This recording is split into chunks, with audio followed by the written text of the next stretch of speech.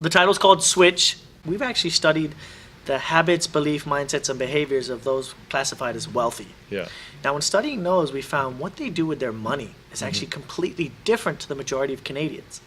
I want to know a little bit about you guys. Yeah, absolutely. And how you came to write this book. Very, very, very good question. I mean, my background was, corporate, telecommunications, working that job, that grind. I mean, it was okay money, but I Yeah. wasn't satisfied. I Right. thought, asking yourself deeper questions. I wanted more out of life, and I felt like there was more to what I was doing. And then so, I got on the journey like everybody does. Journey, self-discovery, self-development.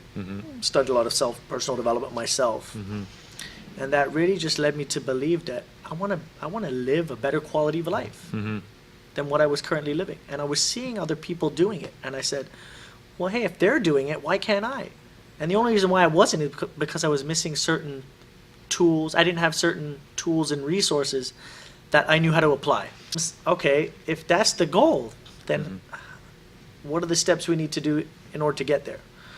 Because I couldn't just quit my job and say, hey, I want to go on this journey and then have no strategy, right? I mean, like you said, the bills will pay up and things like that. So what happened? So somehow you hooked up with Gary and you guys got this. Somehow, yeah. Well, very interesting story with Gary. We've been in the same neighborhood for 20 years and never met. And we met at a networking event, and then I saw him in a couple places, but then saw him while I was meeting someone else. And we got together and we found that first red flag for you, Hugh, right? Yeah. No, and that's 100% true. Yeah. First red flag.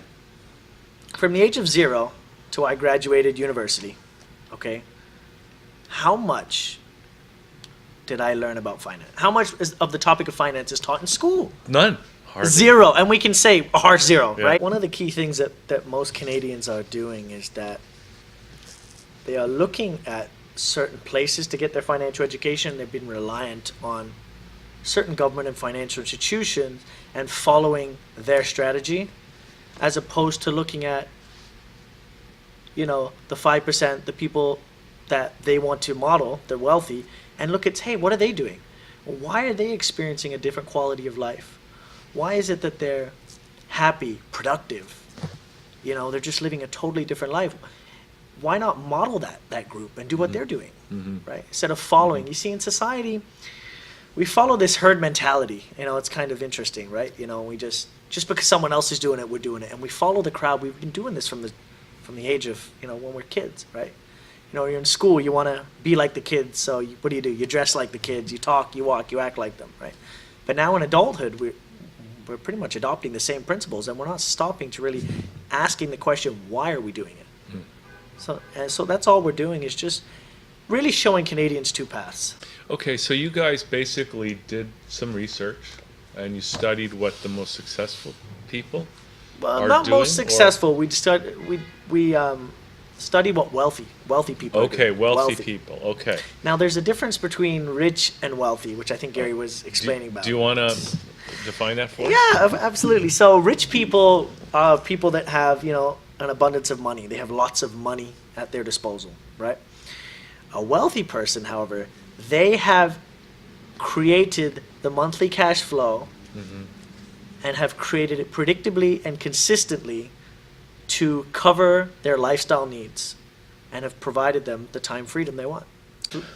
What is the purpose of our lives? I'd like to know that. Why are we here? Great question. I ponder this stuff, and this is what's the purpose? Why are we here? Most people think it's to maybe get more or do certain things, but really what it is to add value to our life and to those around us. Yeah. I think as human beings, we want to help the people around us, the people that we love most, and things. So, and in order to do that, if you had the money to do so, think about that impact, right? I can't take it. See, all we're doing is showing people how to transition from this life to the next. Because really, all this stuff here, this beautiful suit I'm wearing, I can't take it with me. All I can do now is leave what I feel is my legacy to the planet and leave my value behind. For the first 100 people, Really? we're giving it away for free. That's how much I believe in this subject, and I want people to become aware of it.